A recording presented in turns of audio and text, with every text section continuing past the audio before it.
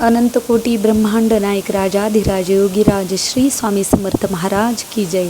आज मी तुमच्यासोबत तारक मंत्र कसा म्हणायचा गुरुपौर्णिमेच्या दिवशी तसेच गुरुवारी श्री स्वामी समर्थ महाराजांच्या मूर्तीसमोर एक लोटा जल ठेवून आपल्याला तारक मंत्र घ्यायचं आहे आणि ते पाणी नंतर आपल्याला प्राशन करायचं आहे, आपल्या घरामध्ये शिंपडून घ्यायचं आहे. त्यामुळे काय होतं, घरामधली निगेटिव्हिटी कमी होते.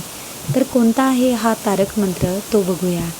निशंक हो निर्भय हो मनारे, प्रचंड स्वामी बळपाठीशी रे, अतर्क्य अवधूत हे स्मरणगामी, अशक्य हि शक्य करतील स्वामी, जिथे स्वामी चरण तिथे न्यून काय, स्वये भक्त प्रारब्ध घडवी ही माय, आज्ञे विना काळ नाने त्याला, परलोकीही ना भीती तयाला, उगाची भीतोसी भय हे पळू दे, जवळी उभी स्वामी शक्ती कळू दे, जगी जन्म मृत्यू असे खेळ ज्यांचा, नको घाबरू तू असे बाळ त्यांचा, खरा होई जागा श्रद्धे सहित, कसा होशी त्यावीन तू स्वामी भक्त, कितीदा दिला बोल त्यांनीच हात, नको डगमगू स्वामी देतील साथ, विभूती नमन नाम ध्यानादि तीर्थ, स्वामीच या पंचप्राणामृतात, हे तीर्थ घेई आठवी रे प्रचिती,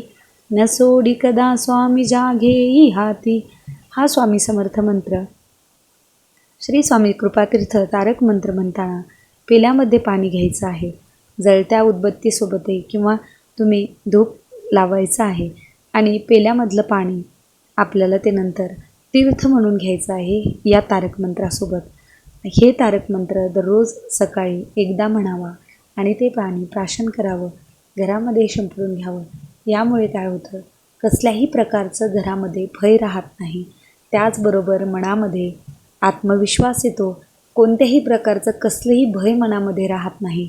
आणि नंतर आपल्याला 1 माळ किंवा 11 माळ स्वामी समर्थ महाराजांचा श्री स्वामी समर्थ श्री स्वामी समर्थ हा जप घ्यायचा आहे.